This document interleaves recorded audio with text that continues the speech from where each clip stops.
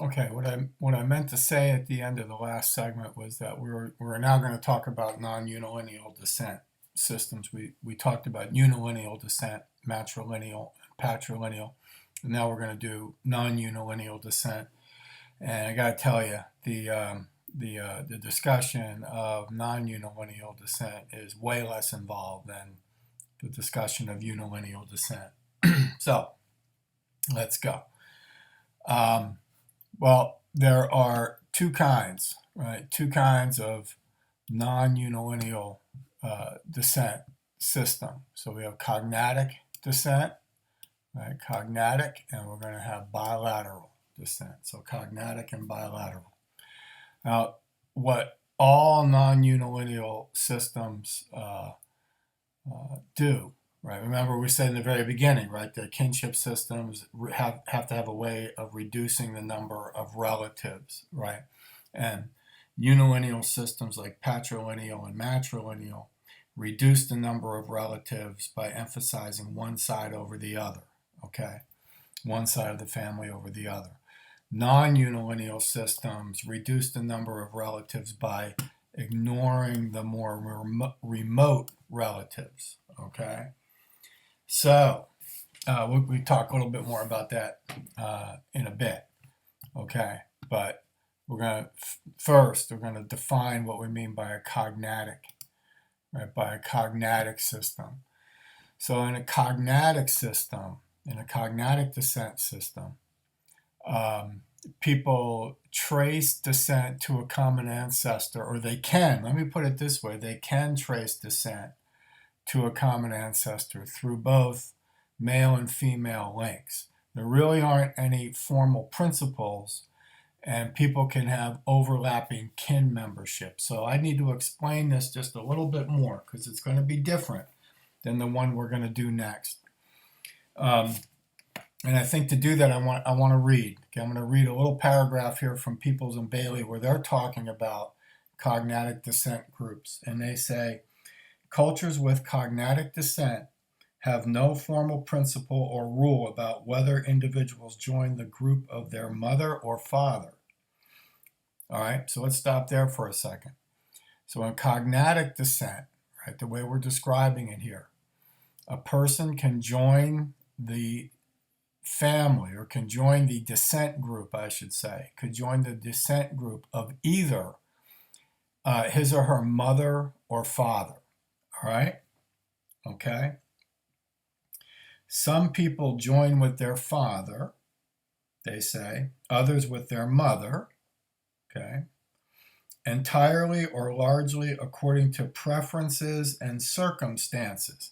So people make a choice, right? Usually I think when they reach adulthood, they would make a choice. Am I going to join the descent group of my mother, or am I going to join the descent group of my father? Okay. All right. So why? Like, why would people choose one or over the other? Well, it's going to have to do, like we said, like Peoples and Bailey say, it's going to have to do with preferences and circumstances. So let me read a little bit more here. Peoples and Bailey say, more than in unilineal systems, in cognatic descent, people make choices about the groups they want to join. The choice is commonly based on factors such as one's chances of inheriting rights to land use or other forms of property or wealth, the desire to associate with a relative of high status or rank, childhood residence, and emotional ties. Okay? So people are going to make a choice depending on their preferences and their circumstances about whether to join the descent group of their mother or the descent group of their father. Now let me read one more thing here. I have this down here. People can have overlapping kin memberships. All right. Well, why can people have overlapping kin memberships? Well, here's the reason.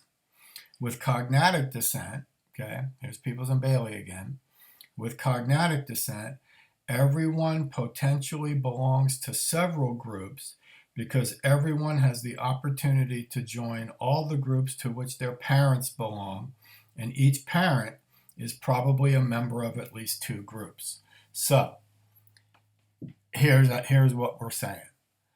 Let's say I decide to join the descent group of my father.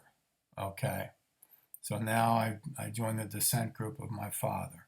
Now, what if my father had chosen to join the descent group of his mother? Okay, that's what I mean, is right, you're going to end up, or people can end up with these different overlapping kin memberships, and that's cognatic descent. And one of the places we find cognatic descent tends to be in places in the Pacific. So Peoples and Bailey list, different Polynesian societies as examples of cognatic descent. All right, so where are we gonna go next? The next non-unilineal system that we're going to talk about is bilateral kinship. Now, bilateral kinship, that's what we have. We have bilateral kinship. In our society, we have bilateral kinship. I think we used to have patrilineal kinship. Now we have bilateral kinship. Okay? Now we have a kind of a holdover, sort of another cultural sediment from the days when we used to be patrilineal, where, mother, a woman marries a man, she's leaving her family and joining his family. So a woman marries a man and takes his name. Okay, so that's like kind of like a holdover from the days when we were a patrilineal society. But now we're a bilateral society. Now we have bilateral kinship. Okay. So bilateral kinship means that we trace descent or trace kinship through both genders. Okay, mom and dad, mother and father.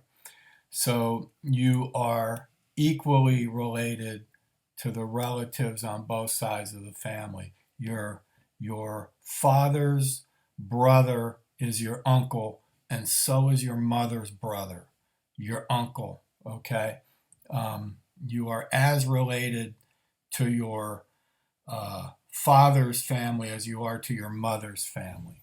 Okay, so we say that what we end up here is not really descent groups. We don't really talk about descent groups as much as we talk about ego-focused kindred.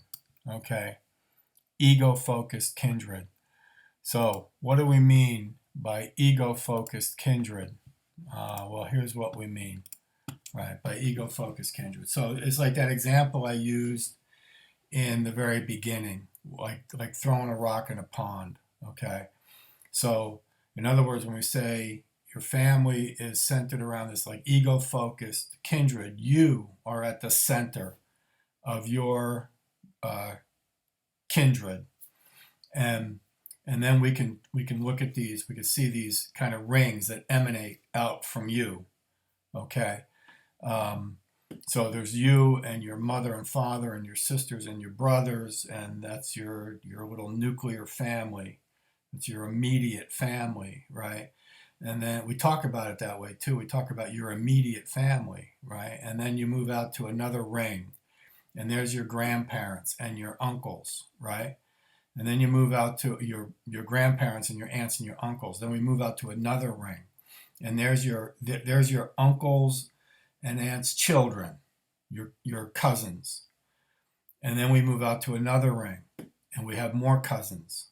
And we move out to another ring, and we have more cousins. And as we move away, right, from the center, we get far enough out to the center where we don't recognize those people necessarily, and they become, the further away they become, or the further away they are from us, the less emphasis we put on them, and so that's what we mean by an ego-focused, an ego-centered system of kindred. Okay, so that was quick, wasn't it? And so we're going to be getting into in the next section, we're going to be talking a little bit about classification of kinship. So we're going to talk about kinship terminology, okay, and the cultural construction of kinship. All right, so see you later.